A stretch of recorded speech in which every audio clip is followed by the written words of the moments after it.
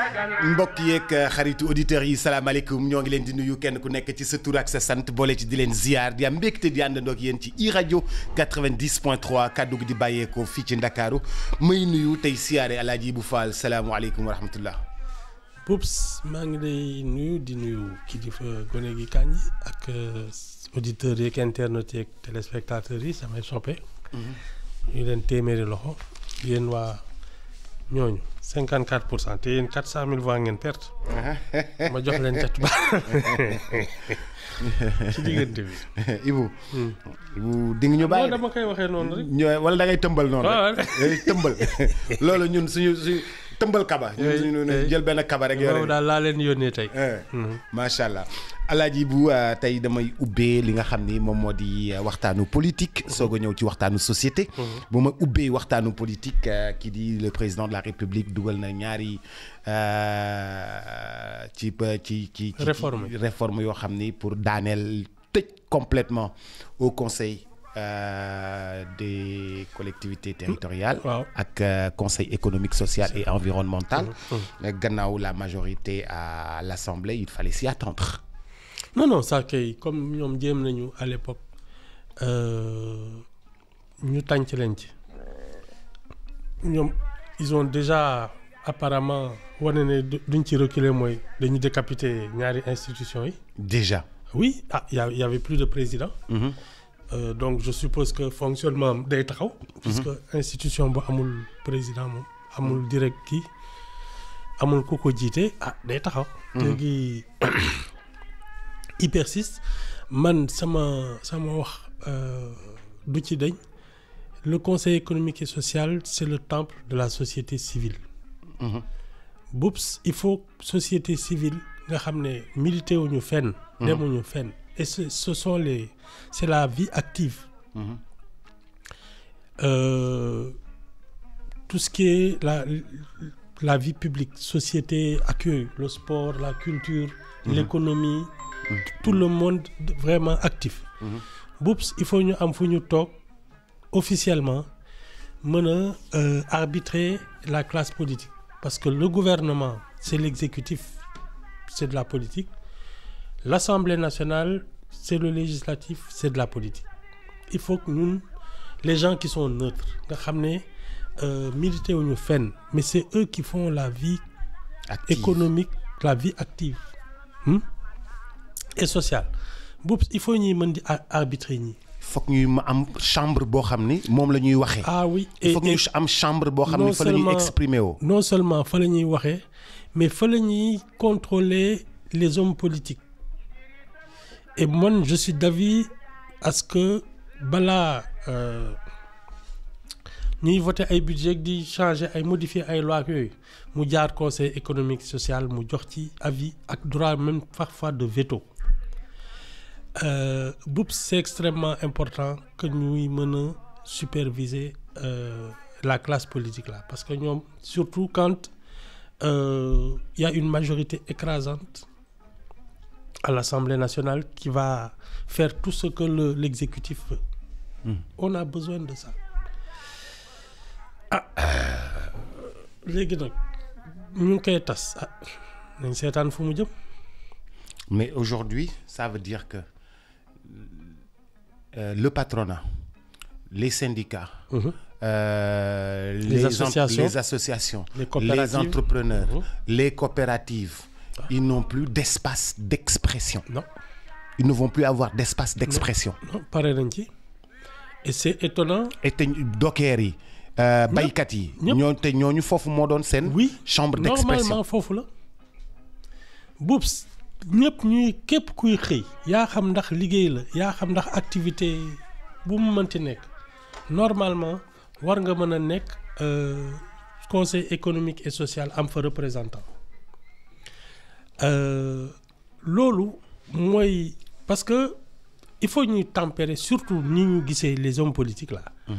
Il faut ñu tempérer ko te non seulement dañ fa war a dindi ce qu'on appelait les quotas présidentiels.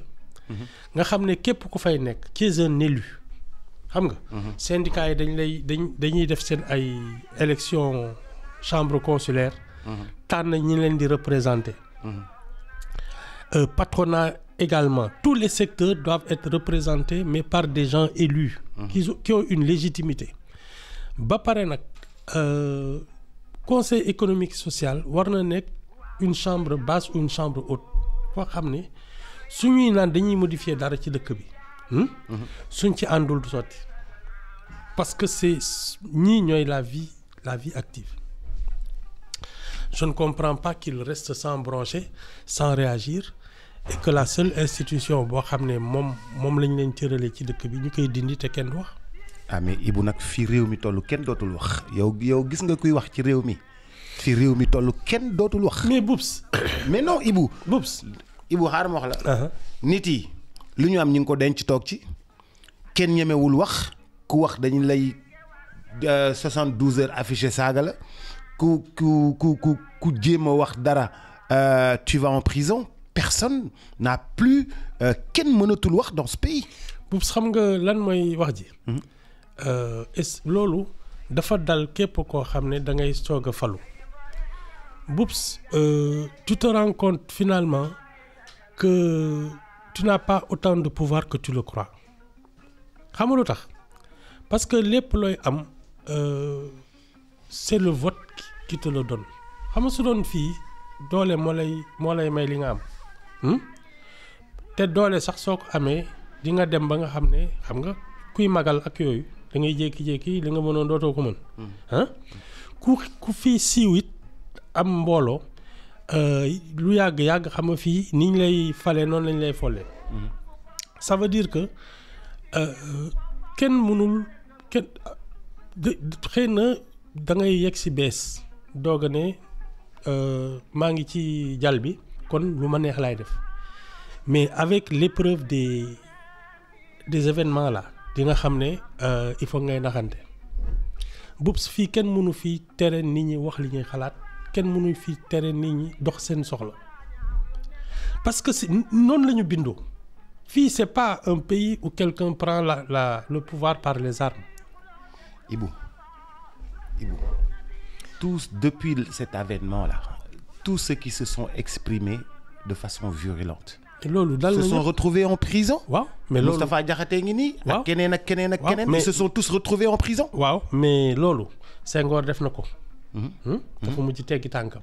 Senghor moom parti unique la woon sax foofu. dafa mujj teggi tànkam. daal di parce que la pression internationale et la pression interne mooy tax ba da ngay mujj ne lii mënatul nekk benn candidat rek di dem élection. ci la ñu mujj créer ay partis d'opposition autoriser ay journaux ak yooyu déjà Abdou Diouf il est venu au début ñii ñu considéré ne comme c'était des barons nga xam ne ñoom dañu amoon fief nekk seen kii te ñoom dañoo meloon ni luy tëkku Abdou Diouf di ko wan ne ñun dañu am légitimité boo xam ne mënulooñ dara on a essayé di leen xooxatal ak yooyu naka la ñu mujjee naxanteeg ñoom. Wade bi muy doog a yegg si. xataraayu na fi naka la mujjee naxanteeg nit ñi. Macky Sall pareil amul Boubs xëy na da ngay doog a yegg si tu crois que tu as plus de pouvoir que tu n'en as vraiment. lu mu yàgg la réalité va te rattraper. non man loolu moom jarul kii maintenant li ma xalaat man. mooy il faut pas que ñun tamit ñuy nangoo ku ñu tere wax parce que c'est une responsabilité c'est pas un droit c'est un devoir parce que soo nekkee ci dëkk war nga mën a wax li nga xam. hormis ay affaire faralaateeg yooyu mais nekk ci dëkk muy doxee ni muy doxee. war nga mën a wax li nga xalaat war nga mën a dox sa soxla et parce que c'est un devoir un pays se construit avec tous ses enfants du affaire au pouvoir kese man ce que je reproche souvent à l'opposition quelle qu'elle soit c'est que dañuy naan ñun comme on est dans l'opposition on ne construit rien dañuy toog rek di kaas alors que su élection passée ku ne dafa war a jublu ci defar li nga mën a defar. On a eu ce débat-là, man ak yow, dans l'affaire Khalifa Sall. quand il a levé des fonds, à la place, vous voulez faire un énorme parking sous-sol à la place de l'Indépendance. Il a eu les fonds, Macky Sall l'a bloqué. Donc, l'opposant n'a pas les chances d'apporter sa pierre à l'édifice. Mais non, mais au moins... Il a essayé. Voilà. C'est ça l'essentiel. C'est-à-dire que au moins nga jéem. Parce que en dehors des élections, ñun notre devoir tous les jours, c'est de construire ce pays. Ak foo mënti ne. liñ fi jot a xam ñun mooy quand tu es opposant non seulement doo tabax dara. mais tu casses. Quand tu es opposant doo tabax mais da ngay toj bus yi yàq tali yi yàq dëkk bi. voilà taal fii taal fële. mais loolu nag Wade moo ñu ko jàngal de. ah c'est ça. c'est ça. Mais même avant Wade, mais attends, depuis les événements de 63 après l'élection là, mu am ñu doon contester élection au Senghor ba ñu tirer sur la foule mais boops nit ñi yàgg nañ fi taal. mais 68 lan doon ay nit ñu mer di taal. Majmout Diop li taxoon mu dem en exil foog naa c'était en 58 xaw ma après ci élection yooyu Saint-Louis xaw ma dafa doon contester ay élection locale dóor fa ay bal def ay kii ñuy taal ay oto yi kenn xamul noonu lañu tasee PA yi ba moom mu dem en exil. non loolu moom du fi mbañ. et c'est ce qui est dommage parce que pour man rien n'empêche le débat et puis rien n'empêche l'action. C'est-à-dire que un parti politique qui regroupe 100 000 militants mais boops war na mën créer ay projets di ko dawal Wade la faisait au début. waaw mais Ibou man kay d'accord naa ak yow mais li may wax mooy nguur gi moo ko ci dul bàyyi. Par exemple, même pour se rassembler, c'est difficile. Oui. Juste pour se rassembler, c'est difficile. Mais c'est de bonne guerre. Mais Ibou, même si vous voulez saxal ay garab. Eaux et Forêts, buñ ko joxé instruction ne ko yow mi opposant nga do fi saxal garab. Mais do fi saxal garab Ibou. Police moy ñew ne la do fi saxal garab. Ouais, mais je te donne juste un exemple banal. Oui, mais ça n'empêche pas que ngay jëm. Parce que xam nga lan moy deug. Nit ñi so joggé ci sen ay yitte si ay yitte. danañ xam ne yow lii mooy sa yéene au moins. Et ça je pense que au moment du vote les gens en tiendront compte. Kii defarkat la du yàqkat. Je pense que loolu au moins dina am incidence ci sa kii ba pare trouver des activités aux gens. Leur trouver du travail. Monter des affaires. Entre deux élections. Sous le yokul de l'oigné. Non, je trouve que c'est la manière de s'opposer aussi qui est un problème. On ne peut pas s'opposer pour s'opposer, qu'est-ce que c'est? Mais si tu es opposé, tu dois faire des choses. Wow. Et puis, c'est pas systématique. Tu n'es pas obligé tout le temps de surveiller les gouvernements. Bon, quand ils font leur travail, normalement, tu n'as pas besoin de... Moi, il faut... dañuy def loo xam ne amal nañ réew mi njëriñ. mais sox loolu sax nga koy commenter parce qu'ils sont là pour ça. léegi nag lii yàq. am nga sañ-sañu ne lii kat man xalaatewuma ko noonu ak yooyu. mais hormis ça li ëpp solo mooy yow li ngay def. maanaam li ngay defal réew mi. Je te donne un exemple. Tu me parles d'un parti politique qui a 100 000 militants. bu war a exercer benn activité boo xam ne dafay jural njëriñ réew mi. Parti politique boobu. teg ko nii nga koy xoola am na artiste bu tudd H de Best. H de Best c'est un jeune chanteur. moom mi ngi gis que ni banque de sang bu nekk Saint-Louis dafa am problème. mu dem foofu ne dafay def concert. ne képp koo xam ni ñëw nga ci banque de sang bi joxe sa deret dinañ la jox ticket pour nga ñëw ci concert bi je donne un exemple le 21. moom ak parti politique boobu ku ëpp njëriñ ci réew mi. mais benn la. mais parti politique yi duñu def loolu duñu mën a activité. je sais yuy jëriñ nit yi. mais c'est te loolu ci réglementation wu activité politique la war a bokk après yëpp a ngi la koy wax nee naa la balaa ñuy autoriser parti politique il faut que les règles soient strictes te war nañu exiger d'un parti politique qu'il ait une activité d'intérêt public obligatoirement at ne bu ne nga ne man kat lii laa fi def wala début d'année lii laa fi nar a def lu amal réew mi njëriñ fin d'année nga def sa bilan ne man kat lii laa fi def ça doit être obligatoire parce que nag ku la dig ndékki su la nee xaaral añ nga mën ko yaakaar. 300 et quelques partis politiques bu ñu ku nekk defee dara ci réew mi jëm kanam di. Ah mais tu sais que les 299 ils n'ont pas 10 personnes. Ah. Lâche-moi les baskets. Lâche-moi les baskets. Ah du caaxaan ci nii. am na ci ñu bëri yoo xam ne ils n'ont pas 10 personnes. loolu la ñu war a njëkk raxas. Il faut vraiment que ce soit des parce que ay association la. D'abord nga am une dimension nationale. C'est-à-dire que région bu nekk département bu ne. nga am fa nit. ak représentation ak. parce que tam say responsabilité noonu lañ koy situer. lu xew ñu xam ne yow mii yaa ngi ci. Ensuite d'abord ton projet de société mu leer naññ ci bopp nit ñi. ñu xam ne yow mii. Tu es un républicain, tu es un démocrate. defoo leneen. parloo bu ki nit ñi boo doon xaw ma. bot de compte. ak yooyu bokkoo ci. mu leer ci bopp nit ñi. Ensuite tes activités qu'elles soient d'utilité publique. Ça doit être des obligations. Sinon ñun kay on a laissé faire tout et n'importe quoi moo ñu sonal ni. Non léegi da ngay am récépissé ensuite tu négocies des postes. Tu négocies pour entrer dans le gouvernement. Pour être à côté des gagnants wala nekk député wala yooyu ngay def naan coalition nga ak yooyu non ça c'est des histoires. Moi je suis pour que on fasse le tri et qu'il y ait peut-être 2, 3 maximum 4 grands partis. Parce que ku ci nekk ak sa stratégie sa idéologie sa démarche. ak ses objectifs.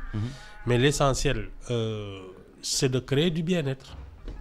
léegi nag yow ban kii ngay jël ban option nga am loolu moo ci des mais du mat 5.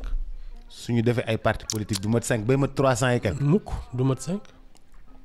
mais xoolal rien que sur les résultats tu sais qu'il y a plein de candidatures yoo xam ne amuñu woon sax représentant dans les bureaux am pagaille. bu ñu amoon 4 grands partis ku nekk di nga mën a am représentant fenn. Non, et puis le discours serait plus audible. Parce que jaxasoo bi moo tax ba doo xam. kan mooy kan. Voilà mais am na ci parce qu'il y a des gens qui parlent sérieusement jàng nañu ak yooyu yiw nañu mais boobu xuloo beeg pënd bi moo tax doo leen gis doo leen dégg. Et nous on a besoin d'une élite parce que élite mooy politique. Samba Boy mënul politique boops parce que da ngay jiite te jiite moom vraiment yaa ñu war a ëpp xam-xam yaa ñu war a gën a yiw yaa ñu war a gën ëpp sax teraanga parce que da ngay reg doog a ne da ngay jiite nit ñi c'est comme un imam de mosquée boops mënuñu jël n'importe qui def ko imam c'est pareil. Non il faut remettre de l'ordre sur la scène publique. du gaaw de. C'est une question de volonté. ma ne du gaaw de Ibou. Non. Ibou yow xam nga li may wax du gaaw. Non c'est une question de vision et de volonté parce que tam li war a gën a ñor nit ñi mooy fi réew mi jëm. mais Ibou xam nga nit ñi ni ñuy liggéeyee ci politique mooy damay wut tur wut quelques nit ñëw bokk ci parti bi nekk ci gouvernement bi ñu jox ma poste. jox ma oto jox ma garde du corps falaay wala dugg ci coalition bi jox ma poste jox ma garde du corps. député ma am as tuut jeex na. donc ça jëmalewul réew mi kanam. c'est un problème. waaw jëmalewul réew mi kanam parce que boops la politique c'est pas fait pour s'enrichir. ah Ibou fii la politique elle est faite pour s'enrichir. mais moo tax nit ñi politique wuñu dañuy intrigue politicienne mais la vraie politique mooy li nga xam ne day njëriñ dëkk bi. defuñ ko les gens passent leur temps à se quereller pour des postes. Depuis bi fi législature bi commencé. ban xuloo la fi am kii war na nekk député war a fi nekk après ñu ngi seen ndax maire yi dañ ko fi jëlee duñ ko fa jëlee c'est ça amul lu ñu jëriñ amul benn njëriñ. mais Ibou jëlee fi nit ci maire bi du bees de. non ça a toujours été une querelle politicienne. Mais en général c'est pour des questions de malversation. yi ñu fi jëlee faute de gestion. moom mais bii du faute de gestion aussi. mais c'est ça qui est le problème. parce que su doon effectivement il avait commis des fautes de gestion yooyu yoon sax ci boppam mu war a dal ci kawam pas ay nit ñi ay adversaires politiques mais inspection générale d'État wala kii wala Cour des comptes wala yooyu ñoom ñooy ñëw fouiller ay gestion ne kii ni mu bëggee yor mairie bi jaarul yoon jële leen ko fi. yoon àtte ko. mais lii ñuy bëgg a def boops amul bopp amul genn et c'est même pas sûr que ça passe parce que nag comme nee naa la waa ji c'est pas quelqu'un qui va se laisser faire xam nga mu ngi attaqué déjà décision député yi ko jëlee assemblée nationale. Da leen di yóbbu conseil constitutionnel. c'est tout. xam nga loolu formalité la rek waaye. conseil non si Ibou formalité la Ibou. Ibou formalité la. waaw bu ci waat. non Ibou formalité la rek. bu ci waat. formalité la rek. bu ci waat. formalité la rek. man daal ce qui se passe dans la tête des juges gannaaw ñoom ci wax am lan mooy droit lan mooy texte. man waaw. sama jàng soriwul dama ciy maanu. da nga ciy maanu. Ibou deuxième partie bi dama bëgg comme ni ko Sud defee tey barré à sa une li nga xam ni moom moo di l'incivisme mu def le BRT face à l'incivisme ñu gis démb aussi benn camion pont bu bees tàq bi ñu def fële ca Yoff benn camion ñëw dammate pont bi ba pont bi naaw aju ca kaw. C'est pas la première fois aussi c'était arrivé sur l'autoroute à péage. Tey BRT bi chaque jour benn oto mbëkk ko. nu mu tuddati on a ce même problème là ak suñu affaire boobu noonu nekk fële nu mu tuddati. TER bi. On a ce même problème et puis c'est devenu benn problème sociétal bu mag dans ce pays civisme daal dafa mel ni du suñu yëf est-ce que c'est jàngale bi moo am problème wala nit yi ñoo am problème. bon man d'abord boobu xam nga li may wax mooy dellu si rek. pour man dafa am ay métiers yoo xam ne il faut les militariser. Il faut les militariser et parce que tam gis nga ñun li ñuy woowee chauffeur. xam nga c'est un métier. mais xam nga kenn du ko fi jàngale. nekk chauffeur. waaw c'est un métier. oui te kenn du ko fi jàngale. maanaam da ngay am permis rek dawal. voilà daal di ne man damay wut liggéey ñuy jël. mais dans l'armée au moins dañuy jàngale. nekk chauffeur dans l'armée dañuy jàngale nekk chauffeur. non seulement war nañ la jàngal ni ngay dawalee mais le sens civique maanaam parce que tu as une clientèle. Et tu circules dans la société.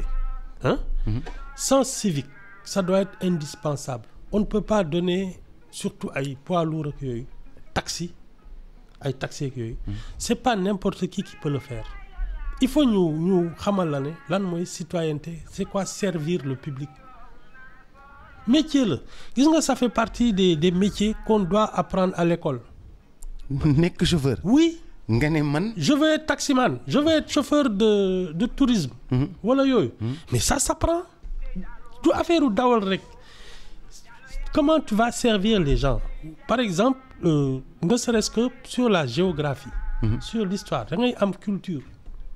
yow par exemple chez taximan benn waay jóge ci àll bi ñëw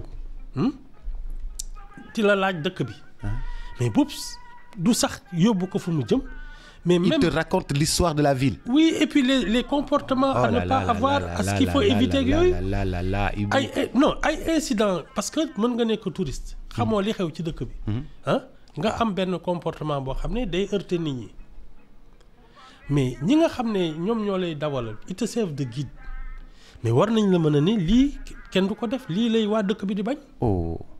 may histoire bi fii nii la lii la demee koñ bi nii la tax ñu tuddee ko.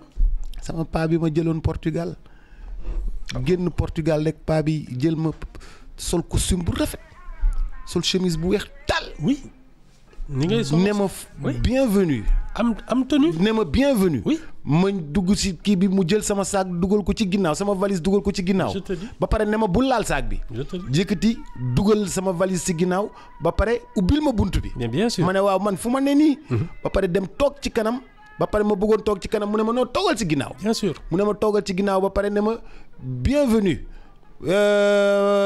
làkk ma portugais ma làkk ko français mu ne ma ah vous venez d'où ma wax ko fan laa jógee mu ne ma ah bienvenue au pays de Cristiano Ronaldo. oui làkk ma wax ma wan ma si yoon bi mu ne ma fii la ancien port bi nekkoon fii la kii nekkoon fii la ñu daan defaree ay bateau yu daan dem ci monde bi yëpp chantier naval yi fii la nekk. boo bëggee jënd centre commercial bi fii la nekk mais kii yu mag a mag a mag a mag yi bu fekkee tu es un homme d'affaires loolu fële zone industrielle bi fële la. wan ma zone industrielle bi wan ma yoon bi dem ba si yoon bi taxaw ne ma attends jënd kii xam naa da nga sonn xaaral ma jëndal la café. c'est ça. taxaw jëndal ma café ba pare continuer jëm sama hôtel. bien sûr ñëw ba sama hôtel may wàccee sama bagage mu ne ma non. mu jël sama valise. ñëw ak man ba ci biir hôtel bi. bien sûr ba pare Boubs par exemple. loolu daf ma marqué Portugal. non ba pare y a des personnes par exemple qui sont fragiles. wala qui. te mag la de. waaw. koo xam ne par exemple dafa fragile. mënul défendre boppam. Boubs nga koy yóbbu guddi. parce que dafa am une urgence. Boubs ce sens civique war na la may nga assister ko. nga assister ko ba mu wóor na ni kii. dugg na hôpital dem na fii en lieu sûr. doo ko bàyyi ci benn tali bu lëndëm naan ko man fii mënuma fi jaar parce que tali bi baaxul wàccal fi. même la sécurité de ton client war nga ko mën nga ko yittewoo. c'est toutes ces choses là qu'on doit apprendre parce que c'est un métier. apprendre à devenir chauffeur. ñun xam nga lan moo ñu dal. on fait tout en amateur. c'est ça le problème on ne fait rien professionnellement. lii dañ koy jàng. parce que dans un pays il y a forcément du transport de passagers. ça s'apprend ban école lañ ko fi jàngale. amul. fii auto école ngay dem ñu jàngal la créneau après ne la débrouille-toi mais attends. parce que normalement même tu as la compétence. on te forme nga ne man je vais être chauffeur de taxi wala yooyu. mais boobu su leen wóoree ne yow tu es bien formé jaar nga armée def sa kii apprentissage am nga kii wu civique ñu testé la ba xam ne yow mi kii la mais ils peuvent t'acheter une voiture nga koy fay. ngay liggéey di fay. oui oto bu bees tax nga sur 4 ans 5 ans ngay fay. mais parce que tu as la compétence sous des poids lourds sous des ce que tu veux mais il faut que ñu réglementer ces métiers-là. mais on parle d'incivisme en général BRT bi li ko sonal fan yi mooy oto yu ndaw yi ni ñu koy traverser di ko mbëkk. bien sûr nag yi ci fleurs yi ñu def ci BRT bi fleurs yi ñu def ci yoon bi yëpp nag yi dañuy taxaw di lekk BRT bi di xaar. Boubs xam nga yow damay bañ naan da nga tëxët mais chaque jour ma wax la ko. damaa tëxët de Ibou xëccal sa micro. construire le citoyen. balaa ngay tabax ay kii parce que c'est le citoyen qui construit son pays. mooy li ma wax rek soo defaree tali ak ay BRT ak ay TER yoo xam ne ñi ciy jëriñu xamuñu lu mu doon tu as jeté de l'argent par les fenêtres entretien sax duñ ko mën a am. c'est ça nous notre problème on a négligé la ressource humaine on a négligé de construire le citoyen. l'humain d'abord. mu nekk mu xam mooy kan. mu xam li ko war taxawaayam voilà mu xam taxawaayam ci dëkk bi mu xam li mu war a def. mu xam lan la warut a def. mooy suñu problème. mooy suñu problème. mu xool vitre nit nu mu mënee xool vitre BRT bi ba yàgg mu tojote ko. oui oui mais parce que tu n'as même pas de conscience c'est ça ñun looloo ñu dal bon tu me diras que la classe dirigeante là li ko intéressé mooy tam sa xel du neex comme ça. ñu mën la yore voilà fu ngelaw li kii rek mën la yóbbaale. Et quand ils ont besoin de te manipuler. C'est facile. Voilà. Conscience citoyenne xam nga lan mooy doon problème bi. Oups su ñu amoon conscience citoyenne l'écrasante majorité. li ñuy njëkk a def xam nga mooy lan. mooy képp ku ñu fal matin midi soir dañu lay contrôler seet ndax yow yaa ngi liggéey yaa ngi def. amuñu capacité wu contrôler kenn Ibou Fall bàyyi ñu. c'est ça. mënuñoo contrôler président mënuñoo contrôler premier ministre mënuñoo contrôler ministre amuñu dara lu ñu contrôler kenn Ibou nag. nañu waxante dëgg. oui c'est parce que ñun on n'a pas ce sens de la responsabilité. xam nga bañ a jël benn responsabilité moom mooy suñu habitude. ñun dañ bañ a jël benn responsabilité. oui. moo tax ñuy am ay sëriñ di am ay kilifa di am ay façon bu ne pour y a un tubaab qui parle de surobéissance. mooy yow daal soo gisee koo xam ne mën nga yenneeku ci kawam loolu ngay def. tu assistes à des scènes yoo xam ne war nga ci taxaw dénoncer ko ne lii jaaduwul. mais non mës naa lire benn jour Jean Meissa Diop. il revenait de Ndiaganiao. non en tout cas daal dafa doon xëy. xaw ma boobu mu ngi dëkk non il revenait de Ndiaganiao parce que autoroute ba la jëloon. il était fâché et il a écrit un texte xam nga lu tax. président de l'Assemblée nationale à l'époque. moom moo jël autoroute en sens inverse flèche yi di pousse oto yi. oui fekk ñuy tabax autoroute bi je me rappelle très bien c'était. non kii bi rek. avec bouchon yi. dafa bëri woon bouchon je m'en rappelle. voilà léegi xam nga heure de pointe direction bi mooy fees direction bi day libre. waaw mu jël direction bi libre mais sens interdit bi. gendarme yi di xaaj yoon bi pour moom mu jàll quoi. Jean Meissa Diop bind ci texte il était indigné moi je trouve que il a eu raison mais sinon tous les Sénégalais qui ont assisté à ça dañuy ne teg. C'était pas monsieur Diagne un certain. Ah Youssou Diagne. Monsieur Youssou Diagne oui. mais y a des pays yoo xam ne j'avais lu le texte. y a des pays yoo xam ne. gars yi dañuy baare yoon bi ne du fi jaar il n'a pas le droit simple citoyen yi dañuy ne kii du fi jaar mais ñun non duñ def loolu benn journaliste daal moo ci bind. loolu boo ko defee gendarme bi day jël sa permis après ñu yóbbu la. non tu sais dans un pays où le sens civique est important. refus d'obtempérer la loolu. Ibou loolu refus d'obtempérer lañ lay laal. flèche bi dans un pays normal. flèche bi ak chauffeur bi. ñoo ko dul def. gendarme bi ubbi. waaw yoon bi du ko jël sens interdit. du ko def. dans un pays normal. waaw chauffeur bi nga ne ko demal jëlal sens interdit da lay ne du ma ko def.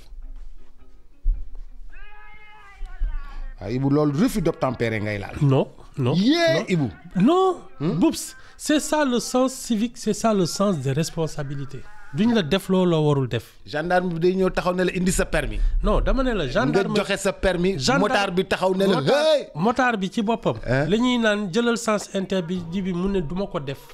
on va passer comme tout le monde. on va patienter. Oui. Si tu ne veux pas faire les bouchons, tu pars la veille à une heure où il y a personne. Ibou bàyyi li ngay def Ibou bàyyi li ngay def. non mais Boups tu sais ñun li ñuy dal. mooy à chaque régime.